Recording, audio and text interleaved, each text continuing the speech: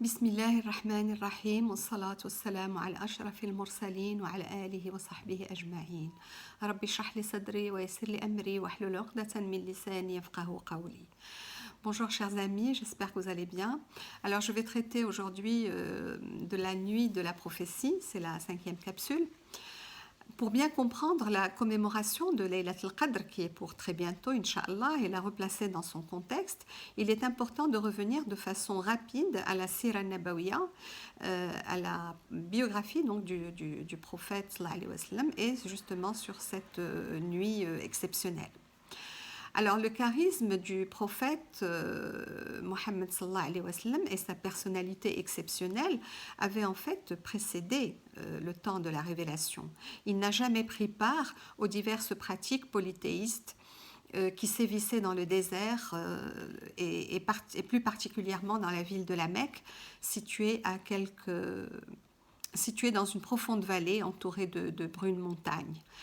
La religion éternelle laissée en héritage par Sidna Ibrahim, alayhi salam, l'adoration du Dieu unique, le Hanafiya, avait été oubliée avec le temps. Environ 300 idoles avaient été au fil des ans édifiées à l'intérieur et autour de la Kaaba, et elles étaient adorées comme des dieux. Il y avait bien les fidèles de Sidna Moussa et de Sidna Isa, mais ils étaient divisés en tribus et en sectes séparées. Alors très tôt, Sidna Mohammed avait pris l'habitude de se retirer non loin de la Mecque, dans une grotte, dans la grotte d'une montagne isolée des environs du nom de Hira. Alors dans sa quête de la vérité, avec un grand V, al-Haq, il priait, il purifiait son cœur dans la solitude et l'apaisement, et contemplait les signes de l'univers. Alors ces retraites devenaient de plus en plus longues et de plus en plus fréquentes aussi. Il vivait intensément ces moments de méditation et de recueillement jusqu'au jour où l'archange Gabriel, Sidna Jibril, lui apparut, lui intimant l'ordre de lire, Iqra. Le terme arabe est beaucoup plus intense et polysémique que le verbe lire en français, car il évoque à la fois la proclamation, la récitation, le prêche, l'appel et la lecture.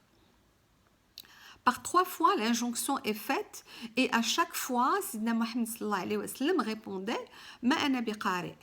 Enfin, l'archange Gabriel lui donne un ordre beaucoup plus sévère et lui dit « Iqra ». Lis au nom de ton Seigneur qui a créé l'homme d'une adhérence. Lis, ton Seigneur est le noble généreux, qui a enseigné par la plume. Il a enseigné à l'homme ce qu'il ne savait pas. Non, vraiment, l'homme devient rebelle, dès qu'il estime pouvoir se suffire à lui-même, alors que c'est vers ton Seigneur que se fait le retour.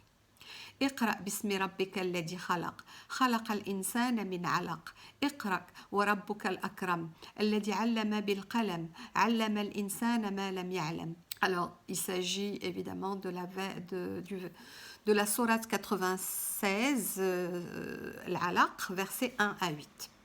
Alors, ce sont là, si vous voulez, les tout premiers versets de la révélation coranique qui eut lieu pendant le mois de Ramadan et plus précisément pendant cette fameuse nuit bénie de Dieu, qualifiée aussi de nuit du destin, nuit de la destinée et encore, selon certains théologiens, nuit de la valeur. Par le livre explicite, nous l'avons en vérité révélé en une nuit bénie, car nous n'avons pas cessé d'avertir les hommes, nous dit le Coran à la Sourate 44, versets 1 et 2, Sourate Dukhan. Alors cette fameuse nuit dépasse en sacralité, en spiritualité et en mérite 1000 nuits réunies.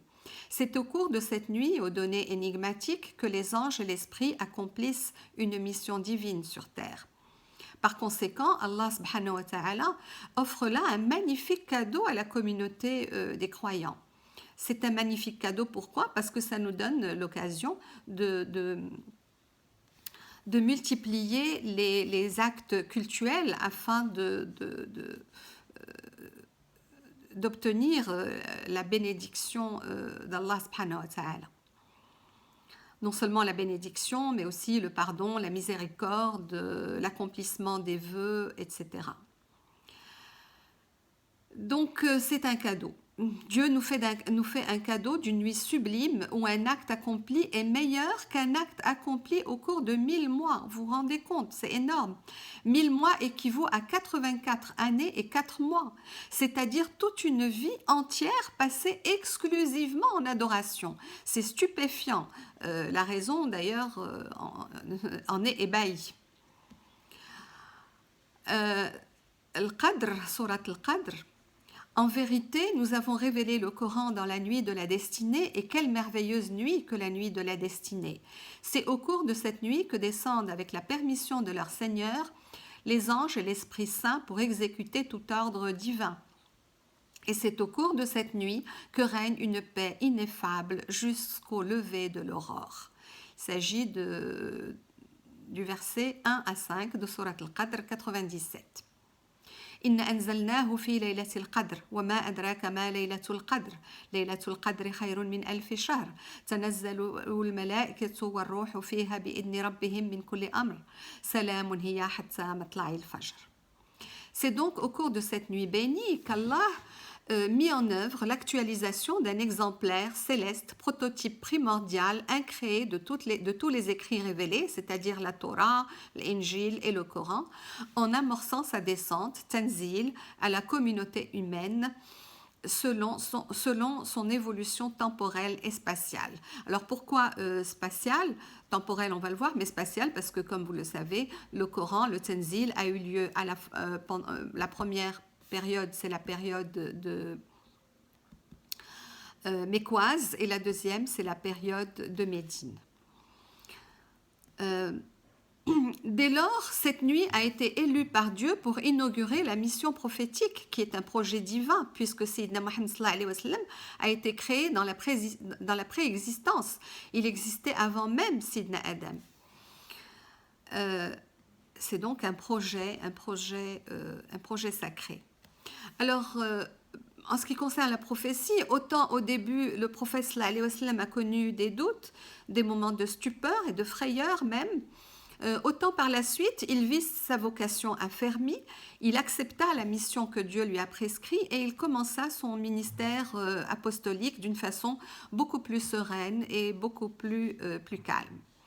Alors cette mission, ce tanzil, s'étala progressivement dans des circonstances appropriées pendant 23 ans. Alors comme il est attesté dans la sourate 17, le voyage nocturne, verset 106, la sagesse divine a voulu que la pédagogie de la prédication réside dans la fragmentation. Un Coran que nous avons fragmenté pour que tu le lises lentement aux gens. وقرآن فرقناه لتقرأه على الناس على متن ونزلناه تنزيلا. Il est donc aisé de comprendre pourquoi le qualificatif de béni ou le qualificatif de nuit du destin, de la destinée, de la valeur, et tous ces termes prennent une acception particulière. Cette nuit découle, comme on l'a dit, d'un projet divin et sa valeur intrinsèque est pérenne puisque nous la commémorons chaque année à l'occasion du mois de Ramadan. Elle a un caractère méritoire et c'est justement ce caractère méritoire que je développerai, Inch'Allah, mercredi. Sur ce, je vous dis Salamu alaykum wa rahmatullahi ta'ala wa barakatuh.